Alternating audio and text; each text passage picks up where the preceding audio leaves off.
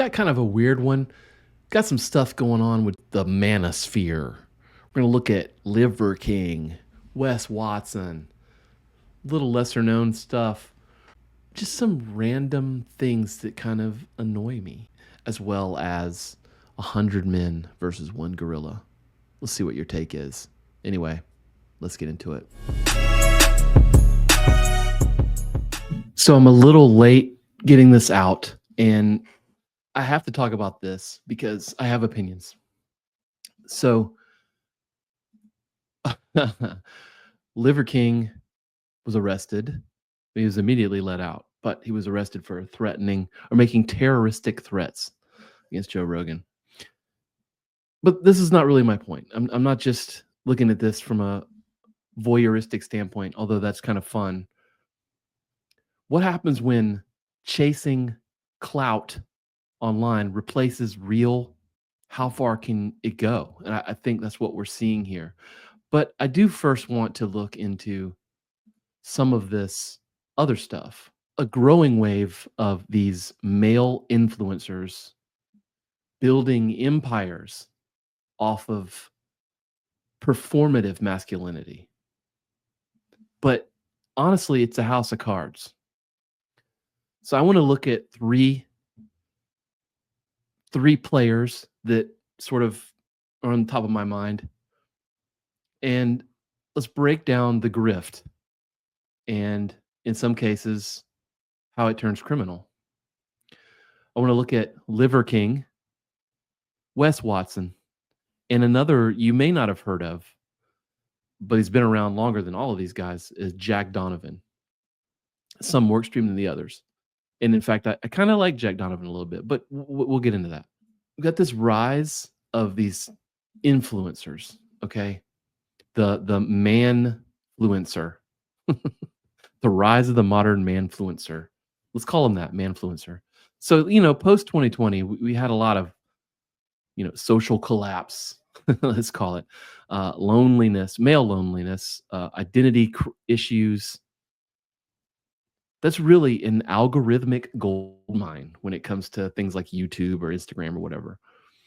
And these types, they come out and they promise a path to power, brotherhood, primal truths, but really they just deliver marketing gimmicks. Let's look at this. I thought this was a really good one since this is a debrief. This little breakdown bio lane here put out about, I think this is Liver King's tenets, the 9 tenets or whatever the hell he was selling, which, if you take them out of context, the stuff he was selling early on, it kind of got me interested because, it's not terrible. It's actually kind of wholesome. But his things, but this post was looking at, well, hold on, let's look at that. 9 ancestral tenets first. He's got these here on his, yeah. So he's got sleep, right? Eat, move, right? Get your recovery, fuel well, move, okay? Shield,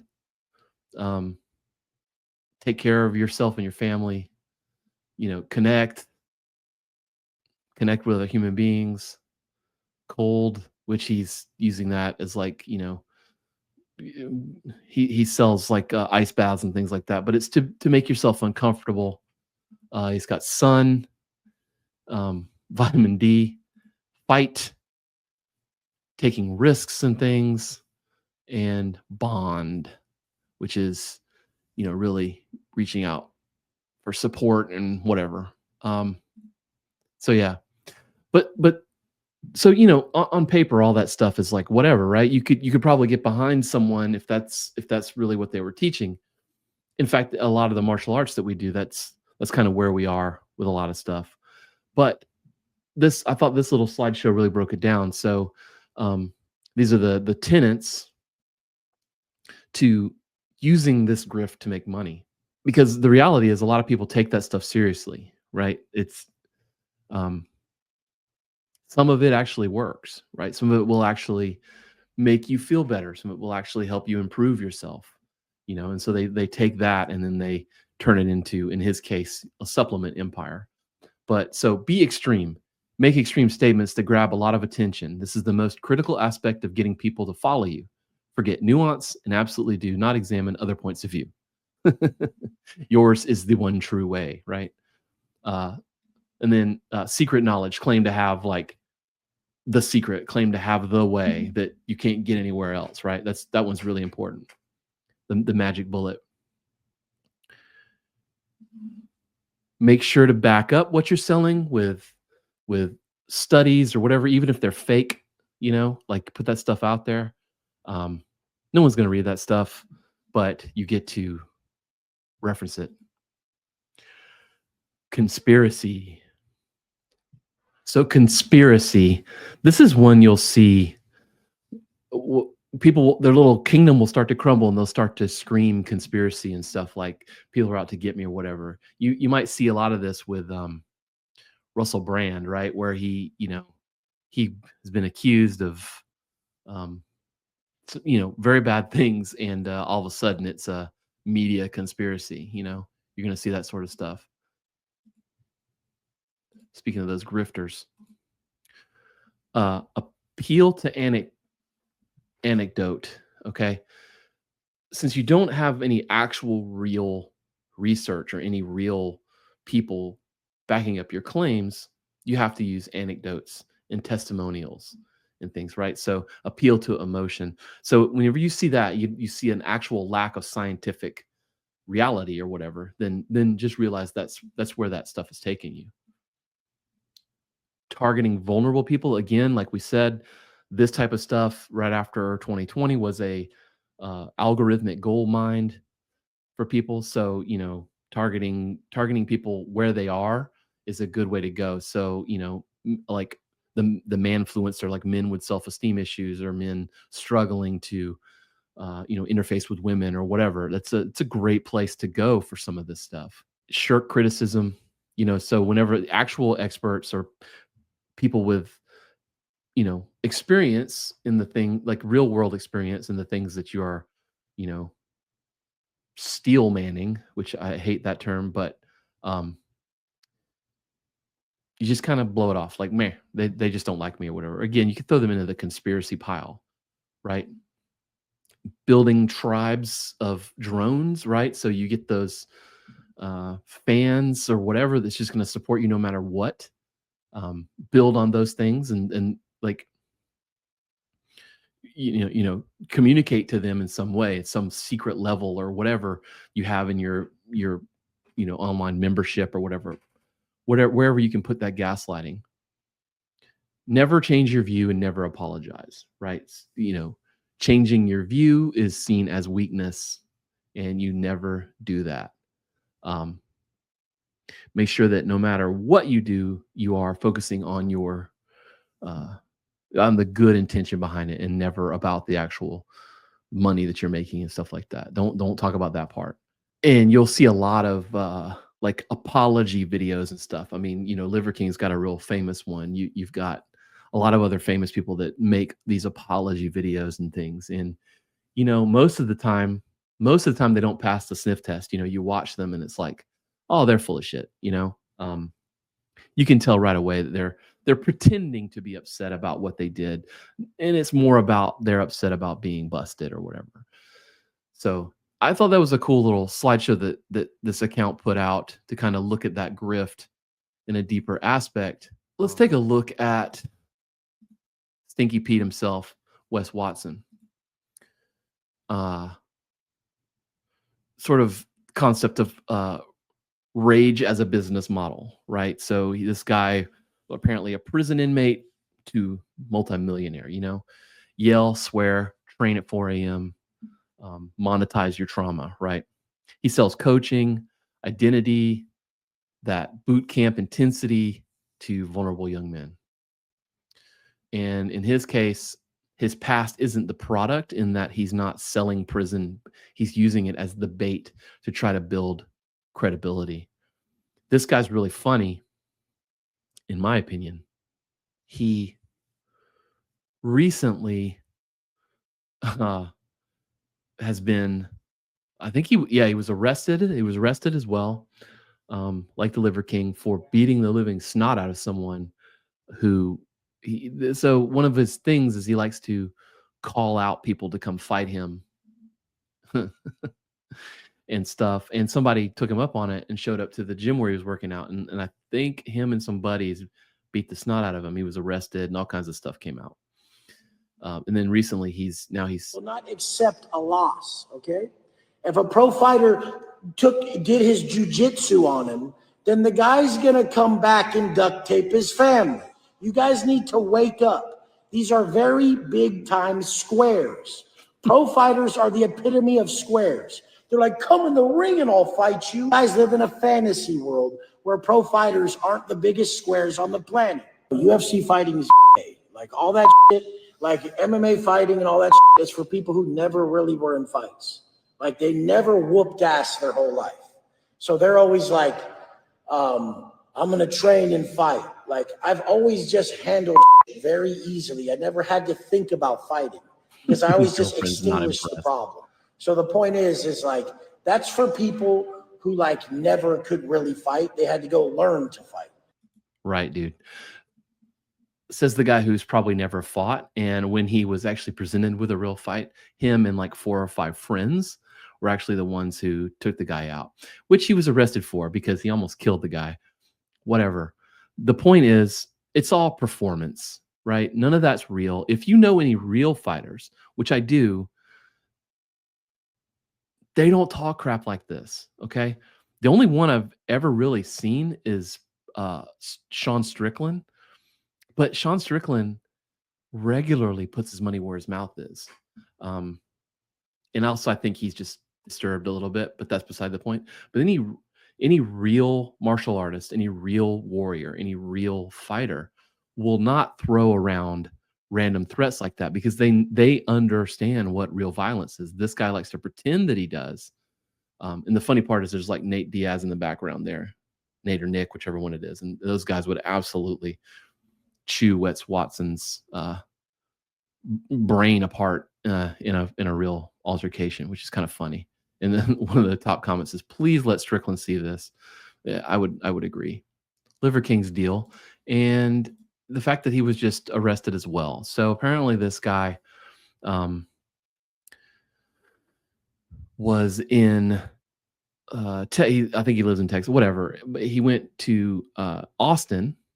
He threatened Joe Rogan. He was arrested in Austin, wearing wolf pelts and carrying golden machine guns and crawling on all fours, going totally feral and stuff. Was arrested under charges of terroristic threats. And apparently he has to stay 200 yards away from him. And he is having a mental health evaluation, has been, I think, ordered by the courts. I don't know that Rogan's ever actually even interacted with the guy, but that's neither here nor there. Because Joe Rogan, we don't have to make videos to pretend anymore. All of this is happening. We're coming to you. I've challenged you man to man to a fight. Honorable. And we don't have to pretend or make any videos. The world is watching. They'll make the videos for us. And you don't have to hold a camera. You can hold the hand of somebody that you love, because what happens next to you, you're going to need to remember that feeling. You're going to need something more than what you did to give you something to fight for, because I have my family to fight for. And I'll die for them, you know that.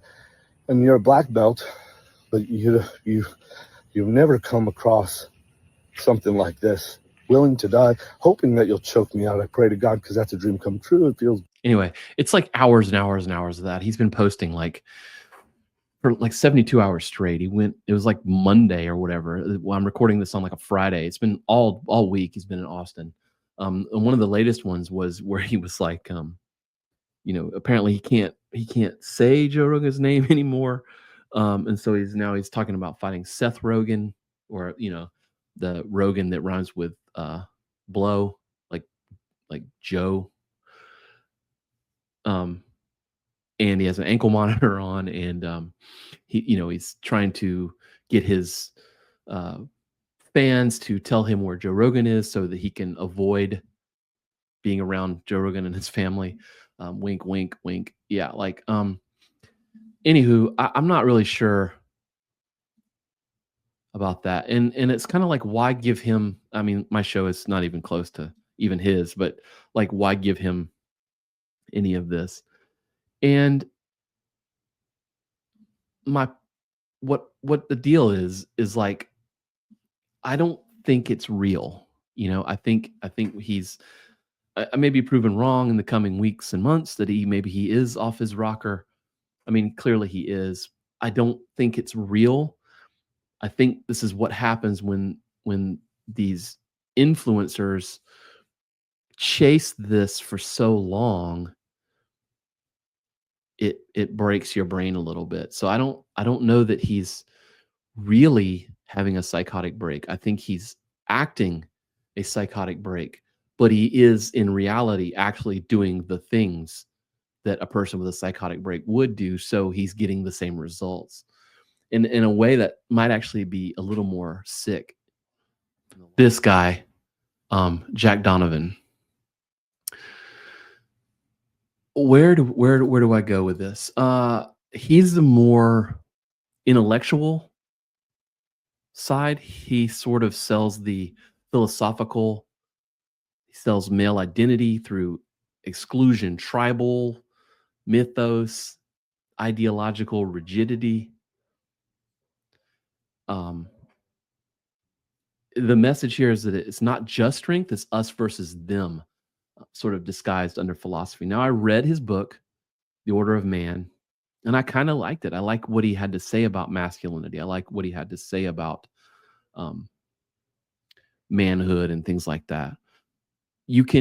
Through him, you can kind of brush up against far right thought, neo-pagan subcultures. He does a lot of that. It's got the runes, and now he's doing like the solar mentality thing. But let's just listen to him for a second here. What does the word brotherhood mean to you? Brotherhood is a powerful word for men because it invokes something that men instinctively want. But there is also a dark side to brotherhood. I'll explain. Men want to be accepted and respected by a group of men that they respect in return. This gives men a sense of security and a sense of identity. They know that they have value as men because they have earned their place in a group of men. Why is that important to men? Well, it's important to men because for most of human evolutionary history, men hunted and fought in cooperative groups. Lone wolves don't survive very long. Men hunted and fought in teams, groups of men who relied on each other in stressful situations. And not having that makes most men nervous. It makes them feel alone and unproven and vulnerable. Men who have never had that often become very insecure, and they depend on women or jobs or material status symbols to prove that they have value as men. So men consciously or unconsciously want this thing that we call brotherhood. And then they join men's groups and criminal gangs and even the military in part because they are looking for that thing. And this is where we get to the dark side of brotherhood. Now, there are good men who know that men are looking for brotherhood, and they try to provide a medium for that to happen in a positive way. But there are also bad actors, men who know that men are looking for brotherhood. So they use the word brotherhood to manipulate men and sell them things, and to lure men into something that looks like brotherhood, but in truth is more of a one-sided relationship in which they take advantage of the men and exploit them in some way. So how does someone become your brother? What do you owe a brother? Can you take an oath and just become a brother to a stranger? Can you pay money to become part of a brotherhood? How do you feel when someone you barely know calls you a brother? And that brings me back to my original question. What does brotherhood mean to you? Let me know in the comments. Let him know in the comments. See what I'm saying? He's a little more philosophical about it. He's not so much flashing the cars and the chains and the women and stuff in your face like a Wes Watson or even the Liver King who's talking about being primal and stuff. He still shows off the ATVs and the gold guns and he's still got expensive watches on. He lives in a mansion. he's got a personal chef that makes his raw meat. So Jack Donovan's a little bit different. It's still the same sort of approach to try and pull you in. He's not wrong. It's tricky to navigate that stuff. So in his case, he's just selling you books and stuff. He's not selling supplements, and he's not getting mega wealthy off of doodads and things. I mean, he's selling his intellectualism. You can book him to speak. He writes books, things like that. Of the Liver King deal, the grift of the raw liver, his ancestral lies, the steroid scandal. It's all of this sort of, and looking at Wes Watson with the build up to where he gets in that fight and then gets arrested. These things can cross the line.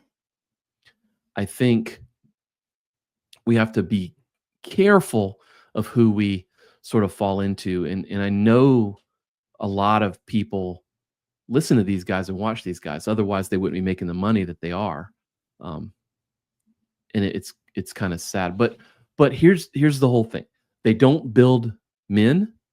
They don't build masculinity in you. They build myths. And eventually their myth consumes them. Okay, as we're seeing play out in some of these identities. It's not mentorship. It's masculinity as performance art. Sold back to lost men. Okay? When your entire identity is a brand, you'll do anything to keep it alive. Even go off the rails like some of these guys have done. So a couple of thoughts about that to wrap it up. What are we actually seeking in this content? The truth or just feel good, dopamine? Real strength is quiet, it's humble, it's consistent. Okay? What I would like you to do if you do anything is just reflect, who are your role models? Who are your real role models? Take a look at them. Okay? So comment, share your take. Let me know who's your role model and why.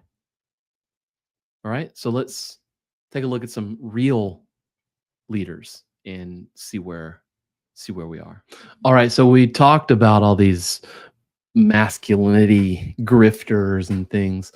I'm going to get him on the show again. We spoke with Kelvin Davis, I don't know, a couple of years ago now, I think, but he's been doing some really great things, and he's writing this book, like being a good man and not a nice guy or something like that. Anyway, I want to get him on the show. Here it is. Be a good man, not a nice guy. It's a good one, and it's like kind of a book I've been thinking about, but he's done it, so why worry about it? We'll just get him on the show. So his little post here: 7 ways to jumpstart your journey to becoming a good man. I want to go through these. I want to go through these with him too, but we'll get him on. Kelvin's a real dude. Okay, Kelvin's a real man. He works hard. He takes care of his family. I have respect for him. And here's his 7 tips here. Set boundaries. Start saying no to things you don't want to do. Stand firm in your decision without any guilt. Saying no to something you would normally say yes to out of guilt or fear of conflict helps you build boundaries and self-respect. That's a super hard one. I struggle with that one too. Like saying no. Like there's a saying no is a complete sentence. It's not no and I'm sorry. It's just I don't want to do that. Learn to set boundaries. Validate yourself. And his note here is start writing down 3 things you did well today. Stop seeking external validation from others and start giving yourself validation for all the great things you accomplish daily.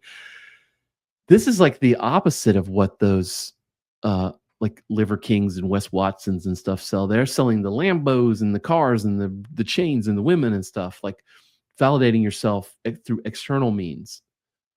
It's not really what it means to be a real man.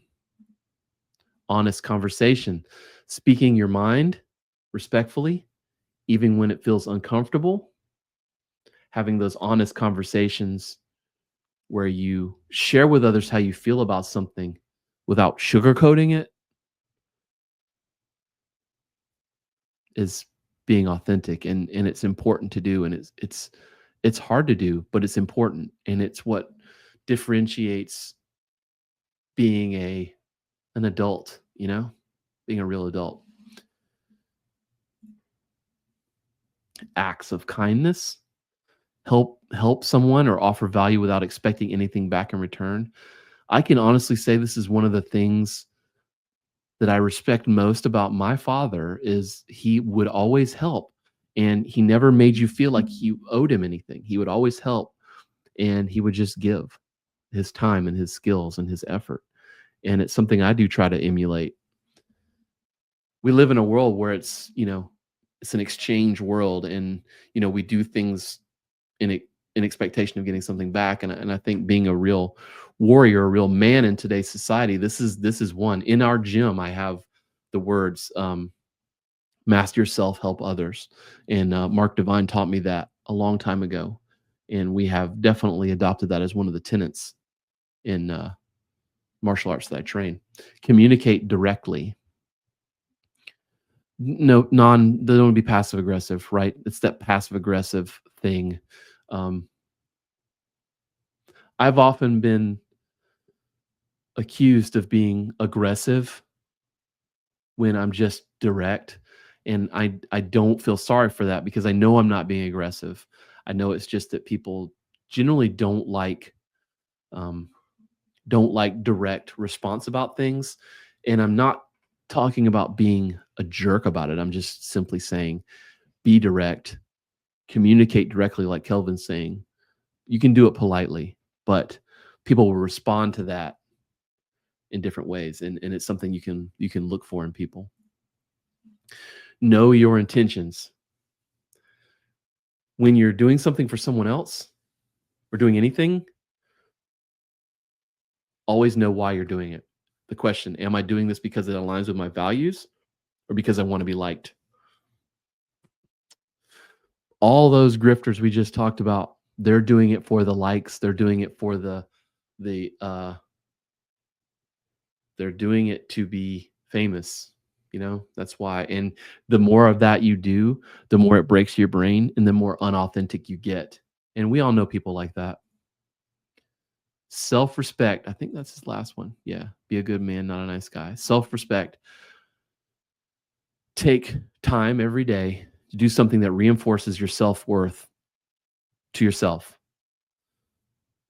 Moving your body, exercising, building up yourself, meditating, which can be reading or writing in a journal, reflecting, cooking, if that's what you like to do.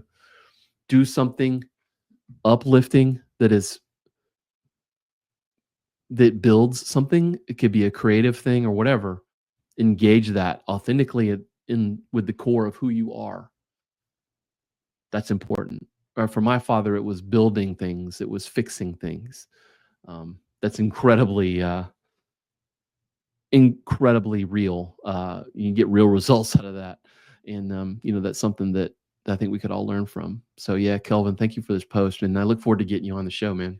So here's something that kind of hits home for me a little bit and kind of chapped my ass a little bit this past Murph season. I guess if you're familiar with CrossFit at all or any kind of part of that world, you'll know what I'm talking about when I say Murph. Murph is like CrossFit Christmas, every Memorial Day. And we did ours in our gym the week after Memorial Day. And we have a couple others. And I have a good friend of mine who's family relative of mine now because of my wife. It's through her that I'm related. John Paul, he passed away several years ago serving our country in Iraq. He was essentially blown up in a Humvee by a IED. He was EOD. I'm throwing a lot of terms out. Anyway, we have a workout for him that we do every year on his birthday, celebrate life versus his passing. But this kind of chapped my butt. So let's first talk about Murph. Murph is a hero workout that is a really hard workout. But anyway, I've done this every year since like 2014. Could be getting that wrong. Anyway, it's been a long time.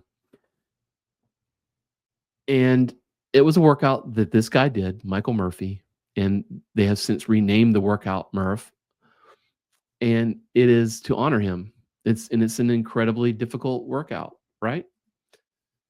The story, Lieutenant Michael Murphy was leading a squad of Navy SEALs on a mission when they were overrun by Taliban forces. Murph exposed himself to the enemy fire to radio for his reinforcement team. But in the process of doing that, he exposed himself to enemy fire. And it was sort of a situation. If you've seen the movie Lone Survivor, you know what this is. But it was sort of a situation where he had to expose himself to the enemy fire in order to get the call out. And he did that and selflessly sacrificed himself to call the QRF team to come and get them. There's a lot more to it, but it's an honor thing. There's a lot of these we call them hero wads, a lot of hero workouts for the thing. And I started seeing these, we've always seen some sort of like, hey, do Murph with a longer run. Do Murph with, a rope. I don't know, whatever the hell it is, but there's always some kind of like, do Murph this way or whatever. But this was the first year I really started seeing these. Like this High Rocks Murph. So they took the Murph and they made it like this High Rocks, which is a new competing workout brand or whatever. And so they're using the popularity of Murph. They're using the fame of it to then promote themselves. So by making a High Rocks Murph, this is now do Murph the High Rocks way.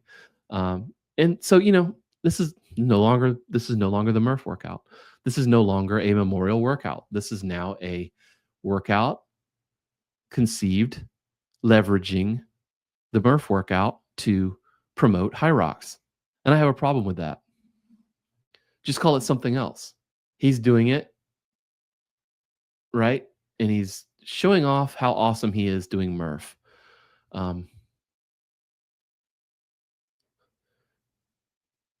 We won't even talk about just call it a workout. It isn't Murph. Yeah, stop calling it Murph. And you didn't do 45 minutes with 300 wall balls and 40. Yeah, whatever. So you didn't do Murph. Got it. By the way, work on this. Did you film the entire workout?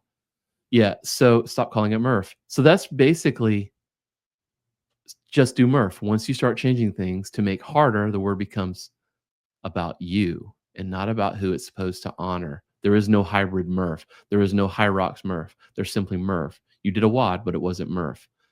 It's a hero WOD. Changing it, boasting about your score defeats the entire purpose of doing it. I agree. And I don't know this guy. I'm picking on this guy. Whatever. Video from Andrew Hiller. I used to really despise this guy. I'm starting to, I don't know, maybe the brainworm is gotten in here, but I kind of like some of the stuff he's doing. He's still kind of mental, but listen to some of this. This video. All right, guys, today I attempted the Murph challenge. This challenge starts off with a mile run, followed by 300 squats, 200 push-ups, and 100 pull-ups, followed by another mile run, all while wearing a 20-pound vest. I had no vest and have never done the challenge, so I decided to do it without it. Shout out to Mike Murphy for creating this challenge. It blew my mind that it took upwards. Well, first off, I'm going to inject my own here. Shout out to Mike Murphy for creating a great challenge. Say you don't know what the fuck you're talking about without saying you don't know what the fuck you're talking about. Of 9 minutes for anybody to know. We got this dude shouting out Michael Murphy for creating the Murph challenge like he's Mark Twain, who created the 300 Spartans workout so everyone can look like Gerard Butler when they're fighting the Persian army. Maybe he thinks he's Jesus and he's thanking him for dying for our sins, but that's not what he's getting across. He just doesn't know. He didn't do a simple Google search. Check out the CrossFit.com website to see where the thing came from. And this is exactly why I make these videos. Yeah, thank you. So yeah, Andrew Hiller is a good video. You should definitely go watch it to get more detail on this stuff. But then he goes into people using Murph to sort of validate themselves in some way, like Donald Trump Jr. off the board by people who are just doing it in their garages. Easy, because they're not moving to the standard. They don't have CrossFit Games judges watching them. They're probably not running the entire mile. You remember when Donald Trump Jr. put up his video or his tweet? Yeah, I did Murph in 29 minutes. 29 minutes? 29 minutes? Donald Trump Jr., how old were you? 45 years old? 40 years old when you did that? I'm not into politics all that much, but posting a time like that just shows how freaking stupid you are to out yourself like that. The way you do one thing is the way that you do everything, right? And if you're so dumb to say that you've done Murph and you didn't do Murph, what does it mean about everything else that you're trying to tell people? Oh yeah, I love this, I love that. It's like, yeah, how much do you really know about what you're talking about? It's the same. I feel the same way. Thank you for that video, Mr. Hiller. It really encapsulates how I felt. You see so many people posting about that like it's some sort of badge of honor or whatever, and they're missing the entire point. In my gym, we always make sure everyone understands why we're doing this workout, what it stands for. We don't even we run a clock because it's sort of like, in this point, it's like you run a clock for everything. I still don't even know why, but it just doesn't matter when you finish in our gym. What matters is that you just make your way through it.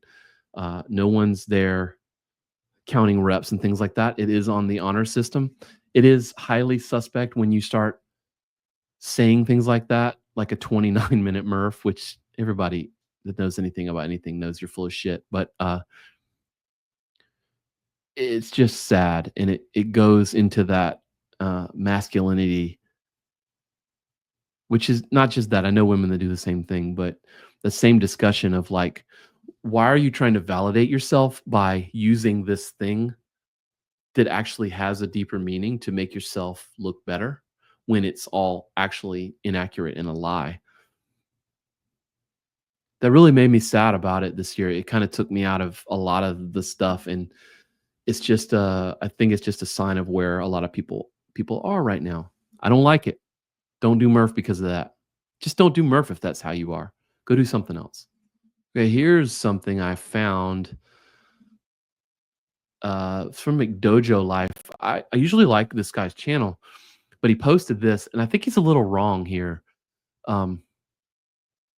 He kind of rips this guy apart for doing this at all. And you could see here as we're watching it, at some point, the guy gets stabbed in the head. First off, these aren't real knives, training knives. He's training with this guy. He's treating this guy like an equal. I mean, to a degree. The dude is moving, sort of. I mean, he's in a wheelchair. Obviously, there's something going on there. And I think right here, he got him in the side of the head. They're claiming that's his eye. He's not holding his eye. This is ear hole or whatever. You even got people like Dean Lister here. Some deep reflection, I believe, needs to happen soon to me based upon the fact that I watched the whole video. Oh man, I do like Dean Lister a lot. Yeah, I think regardless of how real the training is, the dude is in a wheelchair trying to keep active, and there's a man who's willing to treat him like an equal. Finally, an actual school where they teach you how to pick on the disabled. But anyway, I think he caught a little flack. I forget the guy's name. Who does the channel. But I think he caught a little flack for kind of pooping on this one so much. I still don't understand why people post videos of stuff like this. It's a little weird, but I actually would say, kudos to the guy for getting in there and doing some things and playing and seemingly having fun, and the other guys letting him, and it's it's good. It's good stuff.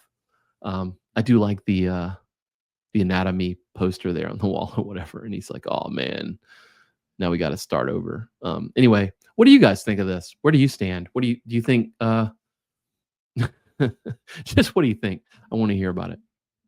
Okay, so this post, we're sort of talking about like these man-fluencers and stuff, but it's also social media, right? Social media is also part of this process of breaking people's brains.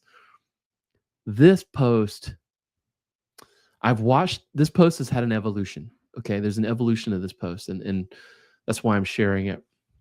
It's from this account, Informed Healing.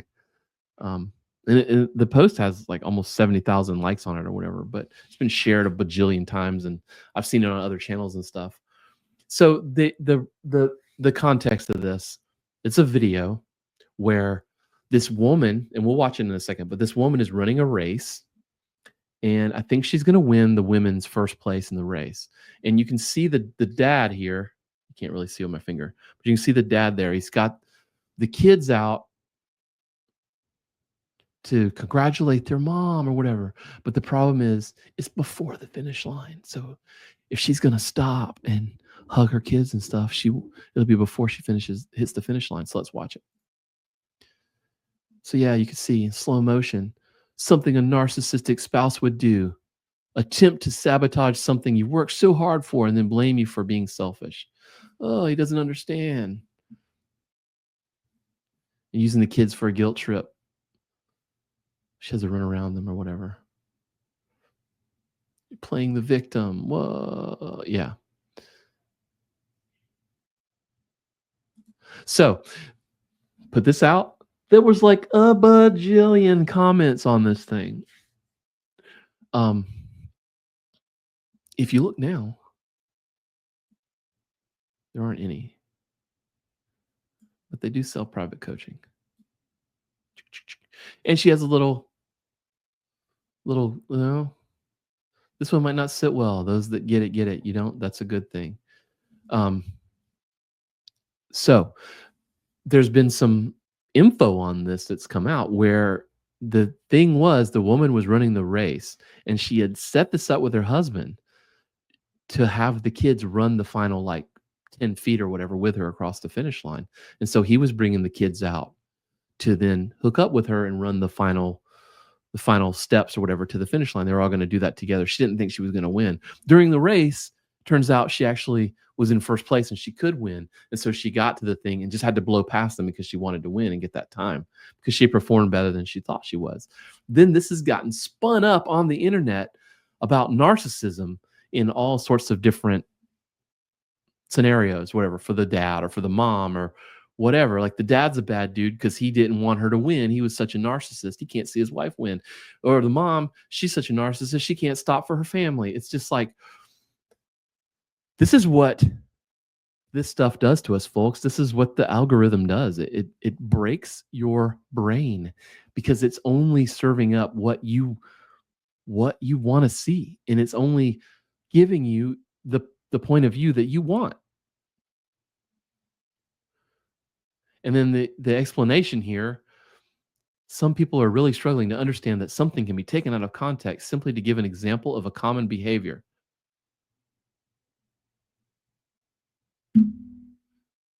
What? I don't understand. It's not about that. It's, this thing has been taken out of like there's no context whatsoever to the video. It's been taken out of context and used to prove another context. That's called storytelling. That's what people who make movies do. Okay, they film things and then through editing, they then tell the story that they want to tell. That's exactly what's happened here with this video. And I've seen it go both ways. I need to get Shakis back on the show and go over some of this too.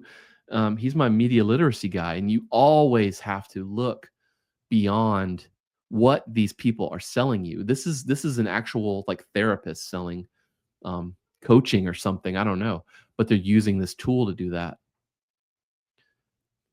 I don't approve. I don't know.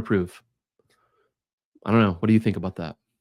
I got to end with this one, the 100 men versus one gorilla thing. I have argued this extensively with both my kids, who are both of my sons are black belts, and they train martial arts almost every day. They're legit fighters in every way. So we've argued over this thing a lot. I tend to think that the gorilla could handle that many people. I also tend to think that, you know, a bunch of dudes could get organized, you know, come on. But we're talking about 100 dudes barehanded versus a gorilla. So insane facts about silverback gorillas, and we'll listen to some commentary. A silverback gorilla can deadlift between 2,000 and 5,000 pounds. A grip that crushes skulls. Throws like a catapult. Silverback can hurl 200-pound object 30 feet. I should have pulled up the video of the gorilla throwing the capybara across the zoo. That was pretty funny. Bench press beast can bench press between 1,800 and 4,000 pounds. I don't know if any of this is true. It's just kind of fun. 10 times their own weight. They can climb trees really fast. 30-foot tree in seconds. Strength of 10 men. Bite stronger than a lion. A jaw force of 1,300 psi. Can crack a coconut like it's popcorn. Speed. Despite their size, they can sprint up to 25 miles per hour. I don't know how long they're going to be able to keep that up. Jungle thundering chest beats. It's kind of funny. So we've got Robert Irwin here, Steve Irwin's son.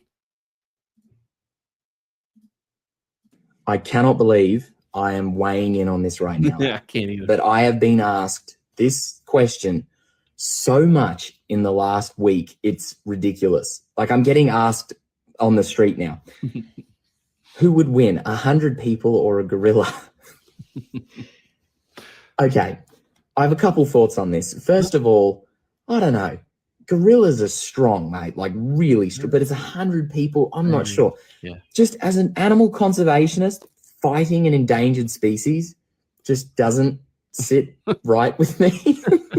But how many people does it take to save gorillas? That's the question we should be asking themselves and protect each other and all of that. But if they don't really have a reason, they kind of just do their thing. Yeah. So I guess what I'm trying to say is, like, we don't need to fight gorillas. That's a pretty funny take. We've even got George St. Pierre, in my opinion, greatest of all time. I think that 100 intelligent men, if they coordinated their attacks together, could beat the gorilla. And he tells about the story. One day he was in Rwanda and he went to do like a gorilla trek or whatever. And he talks about how close it got. And his instructions that were given to him was, if it ever gets that close, do not look it in the eye. Step out of the eye line, be submissive acting. And then he said that, you know, just being close to the gorilla like that really set him straight on what the gorilla could do. So we've got Renner Gracie here. He's never gonna miss the opportunity to sell something, but it's kind of funny. Silverback gorilla or 100 men. The gorilla weighs 500 pounds, can lift 2,000 pounds, has a bite force of 1,300 psi, and is as strong as 9 men. But here's the thing, gorillas are not built for long fights. They're dangerous, they're explosive, but only in short bursts. So they might be able to kill 30 men, 40 men, even 50 men. But once they exhaust all of their energy, it would only take 2 additional men to come in and take control if they are safe rap certified. And the best part is they would, as long as you take his course. And then we got the last one here, Ronda Rousey, other female greatest of all time fighter. Like, this thing's got teeth, and like their muscular structure is just completely different. I mean, there's no way, especially with no weapons. Like, what am I gonna do? There'd be enough of me to crush it and smother it with just body weight alone. Would it be your opinion that 100 people, like 100 men, for example, would lose in a fight to one gorilla? I think 100 men could crush and smother a gorilla with their weight. But I mean, like, in a multi-fight, like, what are y'all gonna do at the same time? Like, is one of you gonna come from behind and like choke the gorilla, gonna bite your arm off? Like, there's just there's no. It's kind of my thinking is, like, it's not so much about the 100 men. It's like, which 100 men are going to be the first 10 to get killed by this gorilla. You know, that's kind of the thing. And I ain't volunteering. You know, I don't think it's going to be a thing. So yeah, I don't know. I want to say that I think that 100 men could take down a gorilla, right? That seems pretty logically, logically, like it makes sense. But in the back of my mind, I really wonder. I don't think the argument's going to end until 100 guys get in the ring with a gorilla and we find out what's going to happen. So anyway, wanted to end with something a little more fun, a little ridiculously masculine, and then with Ronda Rousey talking about it. So yeah, man, kind of a weird episode, but you know, we got to have fun sometimes. So yeah, let me know what you think about all this stuff, and let's get after it, y'all.